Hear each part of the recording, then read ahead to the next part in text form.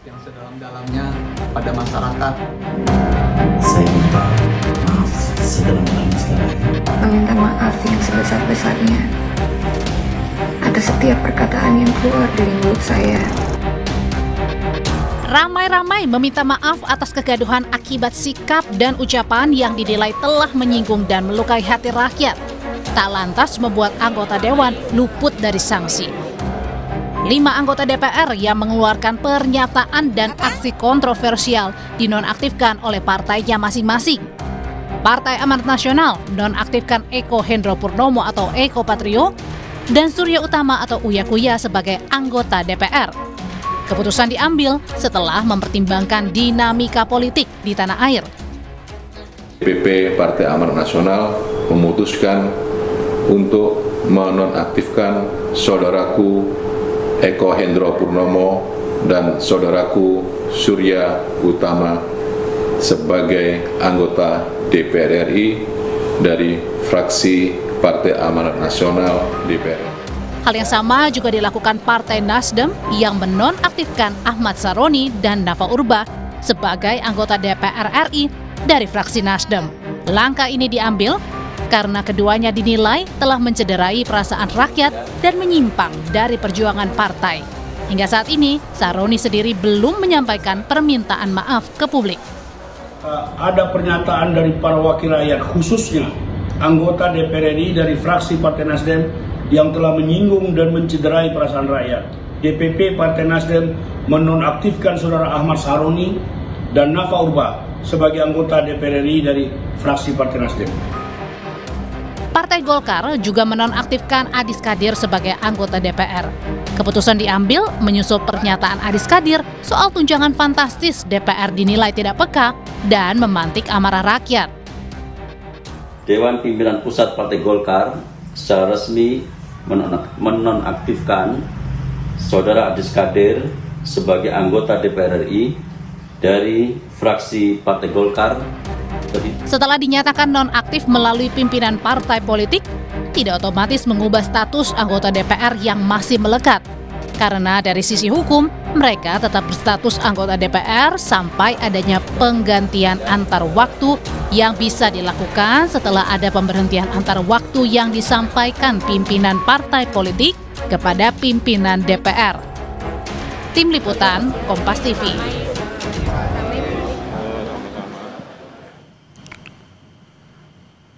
Saudara, sejumlah anggota DPR RI dinonaktifkan oleh partai politik buntut pernyataan mereka yang dinilai kontroversial hingga melukai hati rakyat.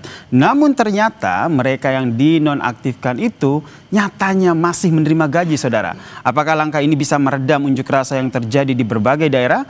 Kami membahasnya bersama dengan anggota Dewan Pembina Perludem, Mbak Titi Anggraini, dan juga anggota Majelis Partai Demokrat, Bang Syarif Hasan, yang telah bergabung bersama kami di Kompas Petang. Selamat sore semuanya.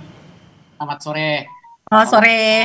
Saya ke Mbak Titi dulu. Mbak Titi, ini langkah yang diambil oleh partai politik adalah menonaktifkan anggota DPR-nya. Kalau sesuai aturan itu seperti apa? Dan apakah ini menurut Anda sudah menjawab kritikan publik melalui gelombang unjuk rasa yang terjadi selama ini? Iya, terima kasih Kak Yasir ya. Nonaktif itu memang ada satu kali disebut di dalam Undang-Undang MD3 kita, MPR, DPR, DPD, DPRD begitu ya. Tetapi konteks nonaktif itu hanya untuk pimpinan dan anggota MKD DPR yang diadukan dan menjadi teradu. Sedangkan dalam konteks anggota biasa itu tidak dikenal istilah nonaktif. Jadi nonaktif itu memang sama sekali tidak dikenal dalam peristilahan kedewanan begitu.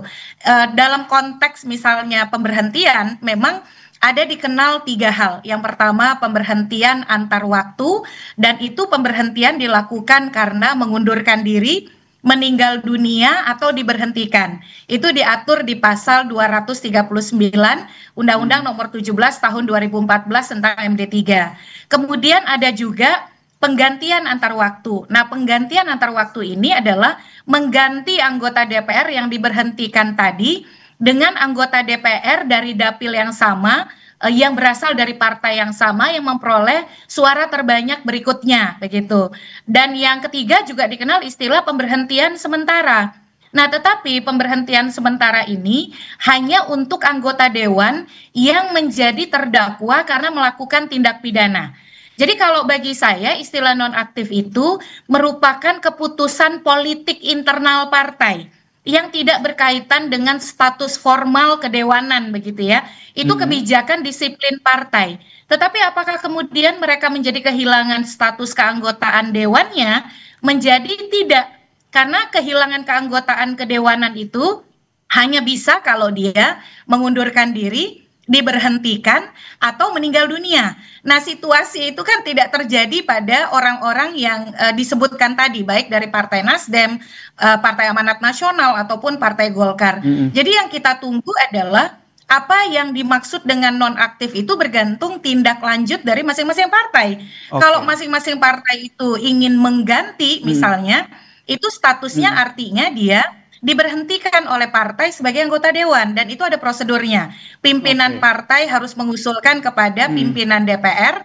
Nanti pimpinan DPR mengkonfirmasi kepada KPU bahwa ada yang diberhentikan oleh partai dan akan bertanya siapa yang memperoleh suara terbanyak berikutnya. Jadi prosedur formalnya seperti itu. Mbak Titi, berarti dengan kata lain ini bisa dikatakan partai politik ini main aman aja begitu ya, menonaktifkan untuk sementara meredam?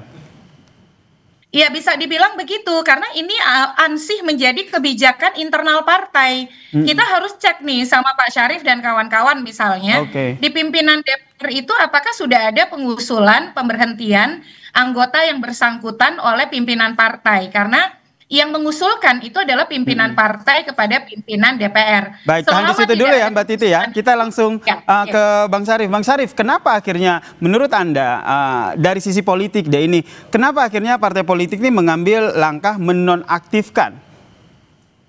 Ya, pertama tentunya partai politik ini kan menempatkan kader-kadernya yang berhasil masuk DPR itu kan adalah representasi daripada partai politik. Nah, sekalipun di dalam proses pemilihannya itu komunikasi antara calon yang bersangkutan dengan masyarakat.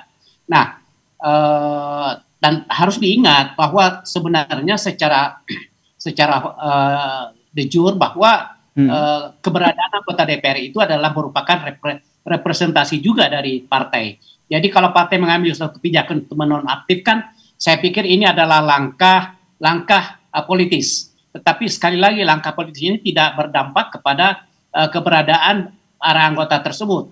Satu hal yang patut untuk dicermati bahwa persyaratan untuk menjadi penggantian antar waktu itu ada 3 hal. Tadi sudah dijelaskan oleh Mbak Titi. Nah, kuncinya adalah sebenarnya kalau seandainya anggota DPR itu tidak mau mengundurkan diri, maka itu sampai kapanpun tidak akan bisa dilakukan PAW. Nah, kasus ini pernah terjadi juga dulu pada saat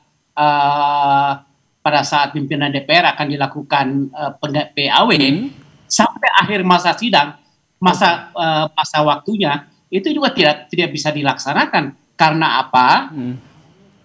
Anggota tersebut tidak mau mengundurkan diri. Yang kedua adalah karena kebijakan partai itu tidak sesuai dengan yang tertera di dalam Undang-Undang Nomor 7 tahun 2017 tentang penggantian antar waktu. Jadi pertama yang harus dilakukan setelah penonaktifan ini, kita harus melihat apakah ada surat pengunduran diri dari anggota DPR tersebut. Kalau itu tidak ada, maka persoalannya tidak akan berakhir. Persoalannya panjang. Nah, ini apakah ini juga, Mas Syarif, ini juga apakah juga dibahas kemarin antara Presiden Prabowo dengan sejumlah ketua umum partai politik terkait dengan akhirnya mengambil kesepakatan menonaktifkan? Kenapa tidak langsung meminta anggota dewan mereka, ya udah kalian telah mencederai rakyat, mundur aja deh. Tapi jangan dijawab dulu ya. Kita bahas usai jeda, tetaplah bersama kami di Kompas Petang. Pertanyaan gantung saya ke Mas Syarif Hasan selaku Majelis Tinggi Partai Demokrat. Menurut Anda yang didiskusikan antara Presiden Prabowo dan ketua partai politik kemarin itu kenapa tidak langsung mengarah ke meminta anggota DPR yang menciderai hati rakyat ini untuk mengundurkan diri? Kenapa harus menonaktifkan?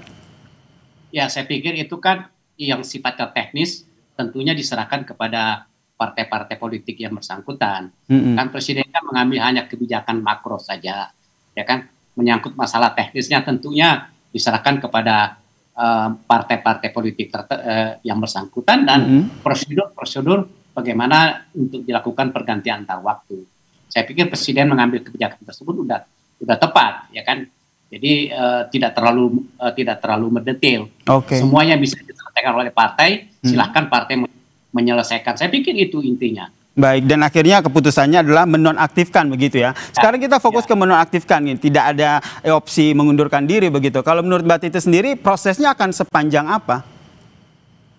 Ya, sebenarnya kalau bagi saya yang paling krusial dan paling strategis itu adalah anggota dewan yang bermasalah atau problematik di mata masyarakat ini mengundurkan diri.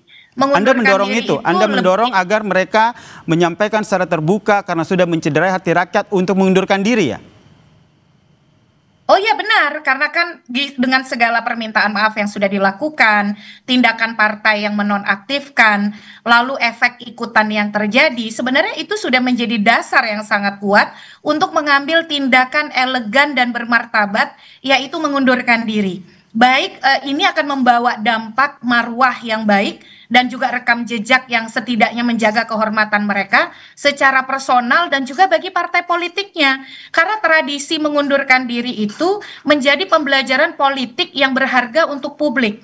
Bahwa setiap perbuatan itu akan mendapatkan konsekuensi yang disadari secara personal.